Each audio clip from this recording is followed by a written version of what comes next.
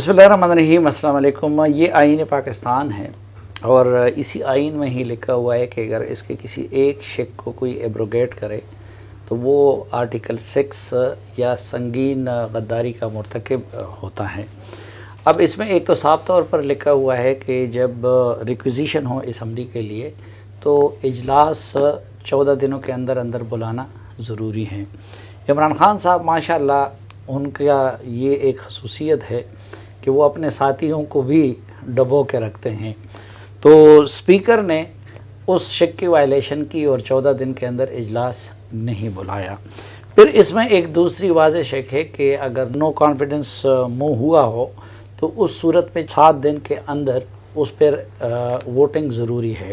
اور supreme court of Pakistan میں حکومت کے اٹارنی جنرل نے یہ یقین دہانی بھی کرائی تھی، لیکن آج قاسم سوری کے ذریعے انہوں نے آئین کے اس شخص کی خلاف ورزی بھی کروا دی اور اس شق کو انہوں نے پامال کیا۔ پھر تیسری ایک شق ہے اس پہ، اور وہ یہ کہتا ہے کہ جب وزیر اعظم کے خلاف عدم اعتماد موو ہوا ہو تو اس صورت میں وہ اسمبلی تحلیل نہیں کر سکتا۔ لیکن عمران خان صاحب نے جو بار بار مغرب کی مثالیں دیتا ہے اور وہاں پہ قانون کی بالادستی کی باتیں کرتا ہے، تو پہلے قاسم سوری سے وہ آرڈر پڑھ کے سنوایا کہ جس میں انہوں نے نو کانفیڈنس موو کو مسترد کروایا، اور کس بنیاد پہ؟ اس مفروضے کی بنیاد پہ کہ یہ جتنے بھی اپوزیشن کے لوگ ہیں یا جتنے بھی موورز ہیں عدم اعتماد کے، تو اس کے لیے آرٹیکل 5 کا سہارا لیا، جس کی روح سے یعنی وہ ملک سے وفاداری یا غداری کے مرتکب ہو رہے ہیں۔ تو یہ سارے تماشے انہوں نے کیے۔ کچھ چیزوں کے بارے میں تو آج سپریم کورٹ آف پاکستان کو نوٹس لینا پڑا اور آج چھٹی کے دن عدالت لگی، تو کچھ چیزوں کے بارے میں تو سپریم کورٹ نے شارٹ آرڈر دے دیا۔ اور دوسرا، عمران خان صاحب نے کل کال دی تھی پورے ملک میں کہ جی گھروں سے نکل آئے، اور ان کا یہ خیال تھا کہ آج پورا ملک ان کی خاطر جام ہو جائے گا۔ آج آپ نے دیکھا کہ معمول کی زندگی وہ جاری رہی تمام شہروں میں، ہم تو کم از کم اسلام آباد میں ادھر روٹین کے مطابق زندگی رہی۔ لیکن یہ ہے کہ اس وقت اقتدار کے ایوانوں میں کیا ہو رہا ہے اور عمران خان صاحب کے پاس اب کیا کارڈز بچے ہیں اور آگے کیا ہونا جا رہا ہے، کیونکہ ایک انسرٹنٹی تو ہے۔ تو اس لحاظ سے میرے خیال میں محسن بیگ صاحب کی یہ بال ان کے انہی چیزوں میں سفید ہوئے ہیں کہ جب حکومت لانا اور گرانا اور یہ سب کچھ انہوں نے دیکھا ہے، تو ہم نے ان کو زحمت دی کہ ان سے جان سکیں کہ آگے کیا ہونے جا رہا ہے۔ جی محسن بیگ صاحب، بہت شکریہ صافی بھائی۔ پہلی بات تو یہ ہے کہ جیسے آپ نے آئین کا حوالہ دیا، بیسیکلی جس مفروضے کی بنیاد پر کہ جی مجھے دھمکی ملی امریکہ سے، اس پہ انہوں نے ساری وہ عمارت کھڑی کی جس کی بیس پہ انہوں نے آج سارا آئین وائلیٹ کیا اور ساری چیزیں بلڈوز کر کے رکھ دیں، اور ساری ان کی کیبنٹ اور عمران خان صاحب خود کل 4-5 چینلز پہ آ کے انہوں نے اسی چیز کا پروپیگیٹ، میں ان کو جانتا ہوں، یہ جھوٹ اتنا بولتے ہیں کہ لوگوں کو خود کہتے ہیں کہ اتنا بولو کہ وہ سچ نظر آنا شروع ہو۔ لیکن میں سمجھتا ہوں کہ جھوٹ ہے، ان کے سارے جھوٹ پکڑے جا چکے ہیں۔ آپ نے کون سا ایسا کام کیا کہ امریکہ آپ کو دھمکی دے گا؟ کیا آپ نے کیا؟ آپ نے تو اس ملک کے ساتھ غداری کی، اس ملک کی اکانومی ڈبو کے رکھ دی۔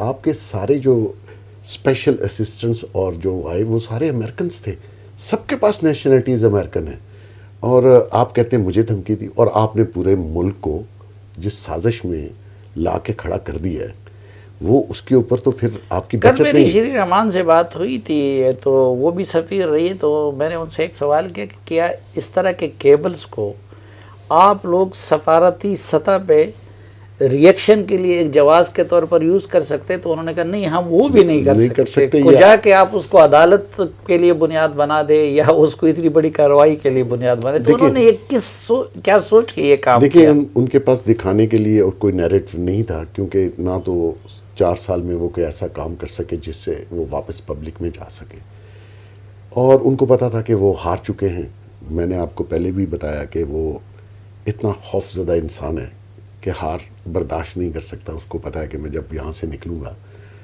جو انہوں نے لوگوں سے, اپوزیشن سے, لوگوں سے انتقام لیا ہے, نیچرلی اس کا ایک ریئیکشن تو آئے گا.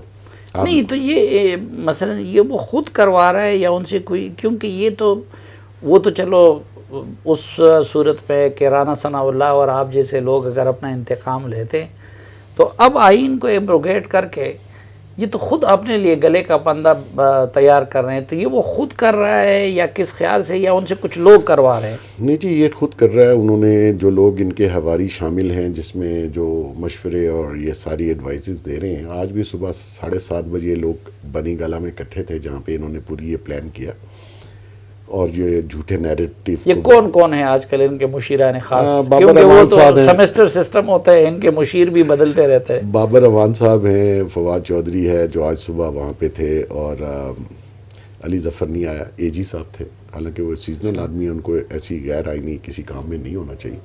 لیکن سب سے جو امپورٹنٹ بات ہے سلیم بھائی, وہ صبح میں نے جب سپریم کورٹ کا ڈیسیجن دیکھا, انہوں نے interior secretary and defence secretary کو بلایا, تو میرا اپنا ذاتی یہ خیال ہے کہ کل کورٹ کے اندر ہمارے جو ریاست کے انٹیلیجنس کے ادارے ہیں یا فوج کے جو انٹیلیجنس کے ادارے ہیں وہ ریپرزینٹ کریں گے ڈیفنس کے ساتھ. اور یہ جو سارا جھوٹ ہے یہ کل سپریم کورٹ کے سامنے رکھ دیا جائے گا کہ اس میں نہ تو کوئی تھریٹ تھی اور نہ ہی تھریٹ والی کوئی بات تھی. تو جب یہ نیریٹو کل سپریم کورٹ میں جھوٹا ثابت ہوگا تو جو آپ نے فرمایا کہ آرٹیکل 6 وہ انشاءاللہ ان پہ لگے گا. ان کا خیال ہے کہ اگر میں نہ رہوں تو شاید یہ میرے منہ میں خاک کے پاکستان بھی نہ رہے. یہ کسی صورت اس چیئر سے نہیں اترنا چاہتا. میں نے آپ کو 2 دن پہلے کہا تھا کہ اس نے کیئر ٹیکر کی سمری بنوا لی ہے, اس کے ذہن میں ہے کہ اگر دونوں صورتوں میں ریزائن یا واک آؤٹ, اب وہ 10 دن 20 دن 30 دن ہو جائے گا. ایک منٹ اس کرسی پہ بیٹھنا چاہتا ہے. ایک یہ جو اور کام کر رہا ہے, مثلا ہم دیکھ رہے ہیں تقریروں میں فوج کی تعریف بھی کرتا ہے, ان کی اپیزمنٹ بھی کرتا ہے, کہتا ہے کہ جی وہ ملک کی محافظ بھی ہے. دوسری طرف ہم دیکھ رہے ہیں کہ سوشل میڈیا پہ جو مہم ان کے خلاف چل رہا ہے تو وہ بھی ان کے لوگ چلا رہے ہیں.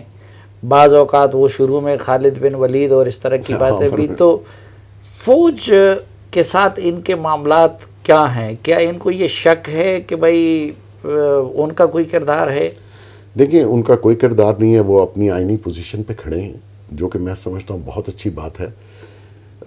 اگر وہ کوئی ماضی میں انہوں نے کوئی غلطی کی ہے تو میں اس کا مخالف تھا, اور میں چاہتا ہوں کہ ہماری ریاست کا ادارہ ہے اس کی لائلٹی ریاست کے ساتھ ہے.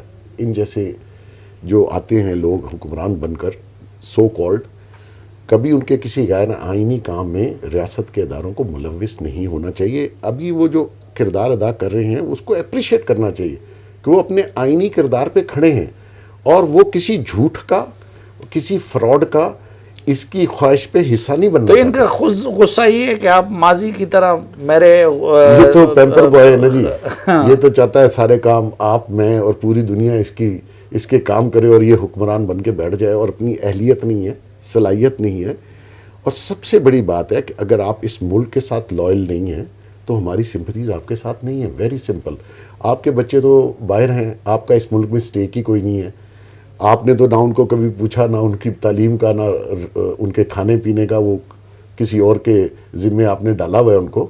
تو آپ کا اس ملک میں کوئی اسٹیک نہیں ہے. آپ کسی ایجنڈے پہ ہیں, اس ایجنڈے پہ ہم شامل نہیں ہو سکتے. اچھا, ایک آخری سوال.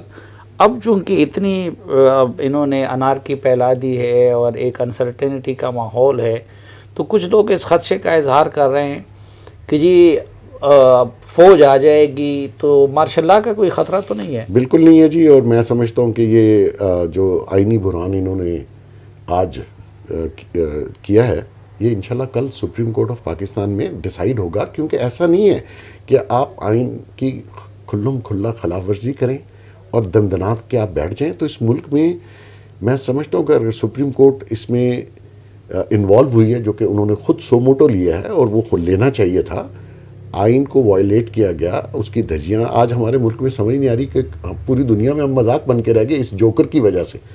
تو سپریم کورٹ میں کل ونس فار آل یہ ایک چیز ڈیسائیڈ ہونی چاہیے کہ آئندہ بھی کوئی ایسا حکمران ان جیسا اللہ نہ کرے پاکستان میں آئے تو وہ یہ کام نہ کر سکے کہ آئین سے کھلواڑ کرے اور ریاست کو اس سٹیج پہ اس نہج پہ لے آئے جہاں پہ آپ دیکھیں یعنی آپ مطمئن ہیں کہ فوج کی طرف سے کوئی مداخلت نہیں ہوگی اور میرے خیال سپریم میں نہیں ہے کورٹ جی، بالکل دوبارہ انشاءاللہ معاملات کو ٹریک پہ بالکل کرے گی. اور دیکھیے اگر اس طرح کا پارلیمانی جمہوریت میں اگر ایک بندہ اتنا بڑا ڈکٹیٹر بن جائے اور کسی چیز کو آئین کو قانون کو نہ مانے تو میں سمجھتا ہوں سپریم کورٹ کو سپریم ادارہ ہے ان کو اس کی ڈیفینیشن اور اس کی چیز کی اصلاح کرنی چاہیے.